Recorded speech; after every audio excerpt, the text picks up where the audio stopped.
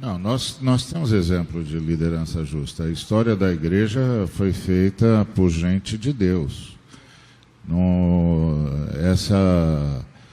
Essa exceção, que são os maus pastores, que são os maus líderes, essa gente que se locupleta às custas do evangelho, que mente, que tem uma vida complexa do ponto de vista do pecado, mas mesmo assim continua exercendo autoridade, liderança no mundo eclesiástico, eles são exceção. A maioria dos homens e mulheres de Deus que existem nesse país são gente séria, gente que ama Jesus, gente que dá a sua contribuição, que dá a sua vida, que se sacrifica, que sacrifica junto com a família. Não é verdade. Esse é o problema de um mundo midiático. O problema do mundo midiático é que a mídia vende uma imagem falsa da sociedade.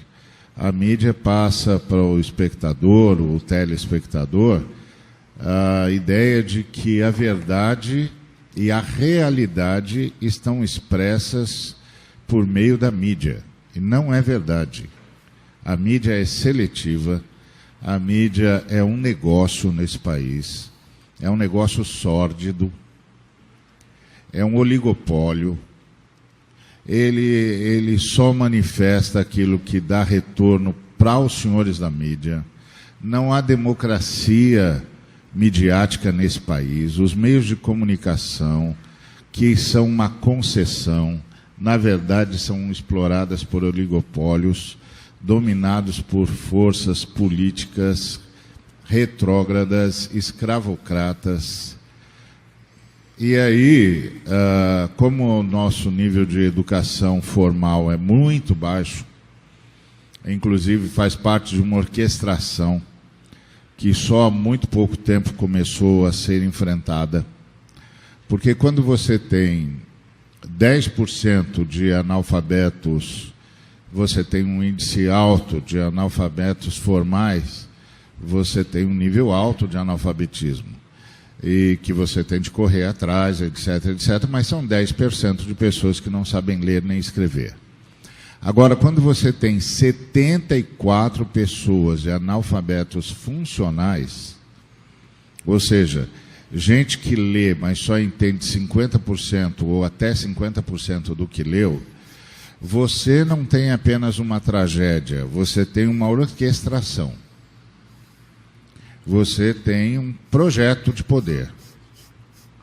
Você tem um projeto de poder que passa pela desinformação e que passa por tornar difícil a capacidade de compreensão do que se é exposto. Ora, é disso que nós estamos falando do Brasil. O Brasil tem 74% de analfabetos funcionais. E quem diz isso é Gilberto Dimenstein e gente que saiu por aí fazendo pesquisa. Então, isso é uma orquestração.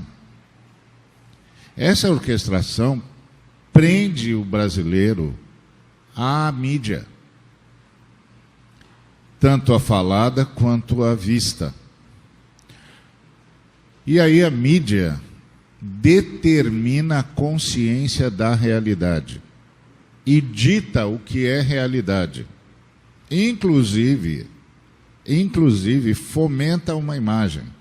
O que nós evangélicos não estamos percebendo é que essa mídia que todos nós assistimos, por enquanto, está lutando contra uma determinada vertente político-econômica e um determinado projeto de país que privilegia uma determinada fatia da sociedade brasileira.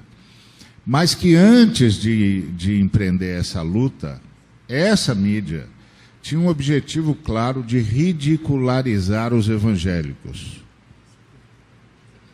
Todo mundo aqui assiste a Globo, certamente, uma ou outra vez na vida. Vá fazer uma pesquisa de todas as vezes que a Globo fala dos evangélicos ou os evangélicos aparecem nos seus programas, nas suas operetas, nas suas novelas.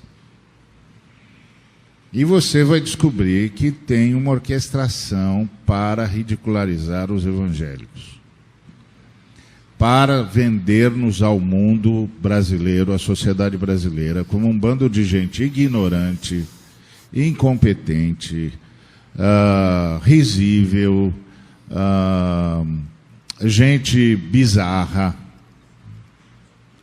Mas todos os evangélicos continuam assistindo.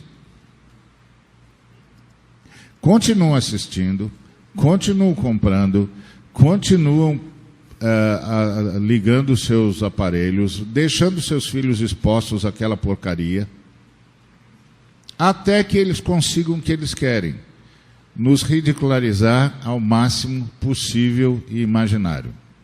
E depois, nós vamos dizer que estamos sendo injustiçados. Não, nós não estamos sendo injustiçados. Nós estamos sendo coniventes. Nós estamos sendo coniventes. Então, a realidade não é o que aparece na mídia, principalmente em relação à igreja evangélica. Mesmo quando os caras falam assim, os conselhos de pastores são todos políticos, todos vendidos, etc, etc. Vá nos conselhos de pastores. Veja, e você vai ver que a maioria dos pastores não frequenta o conselho. É isso que você vai ver. Não é assim. Que existe um grupo de gente má, como em qualquer sociedade, mas que no movimento evangélico, ainda, a maioria dos líderes, dos pastores, são gente pobre, gente séria, gente que ama Jesus, gente que é tempo parcial, que sustenta-se a si e a sua família a duras penas e está toda noite na igreja. Agora, a classe média evangélica não só é suscetível a isso, como cada vez mais defende os valores da classe média brasileira em detrimento do evangelho. Então, para eles, essa mídia é uma parceira. Então, isso que nós precisamos lembrar. Não é verdade. Nós temos muitos líderes que a gente chamaria de justo, e é claro que esse termo justo tem de respeitar a restrição que o Ed colocou ontem na sua mensagem. Justo é Deus, que sabe inclusive o que significa justiça. Mas nós tentamos ser generosos, como ele disse. Então, é isso que eu queria dizer. Eu acho que não é verdade. Nós temos muito exemplo de gente que se sacrifica, que é generosa, que quer que todo mundo desfrute de tudo que Deus é e de tudo que Deus doa.